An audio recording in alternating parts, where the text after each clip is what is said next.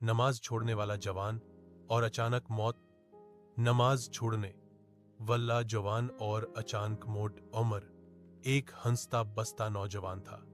मोहल्ले में सब उसे जानते थे। बादब, मेहनती और वक्त का पाबंद। उसकी माँ अम्मी समीरा हर फजर के बाद उसके लिए दुआ करती और बाप हाजी नईम उसे हमेशा एक बात कहते, बेटा सब छिन सकता है मगर नमाज न छूटे।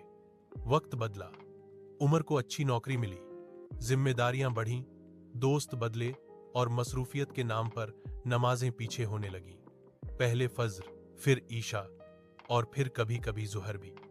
दिल कहता था बाद में पढ़ लूंगा, मगर बाद कभी आया ही नहीं। अम्मी समीरा नरमी से टोकती थी, बेटा अजहान हो रही है। उमर मुस्कुराकर कहता है, अम्मी बस आज काम ज्यादा है, कल पक्की पढ़ूंगा। कल आता रहा, नमाज नहीं आई। एक शाम उमर दोस्तों के साथ बाहर था। कहे बातें, वक्त का एहसास ही नहीं रहा। फोन पर अम्मी की कॉल आई, मगर उसने सोचा बाद में बात कर लूंगा। उसी रात ईशा की अजान हुई। उमर ने कानों में ईयरफोन डाल लिया। अगली सुबह फजर के वक्त मोहल्ला चीखों से जाग गया। उमर अपने कमरे में बेजान पड़ा था। न कोई बीमारी, न कोई हादसा, अचानक मौत। डॉक्टर ने बस इतना कहा, दिल बंद हो गया था। अम्मी समीरा साकित थी, आंखों से आंसू नहीं निकल रहे थे, बस लब हिल रहे थे। या अल्लाह, मैंने तो बस नमाज की याद दिलाई थी। जनाजे में लोग थे, दुआएं थीं, मगर एक बात दिलों पर भारी थी। वही जवान जिसने कल कहा था बाद में, आज कभी नहीं कह सकेंगे।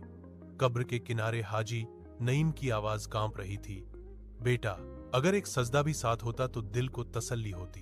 नमाज जनाजा के बाद मोहल्ले के एक बुजुर्ग ने आहिस्ता कहा, मौत को टालने का वक्त नहीं मिलता और नमाज को टालने का अंजाम वक्त से पहले आ जाता है।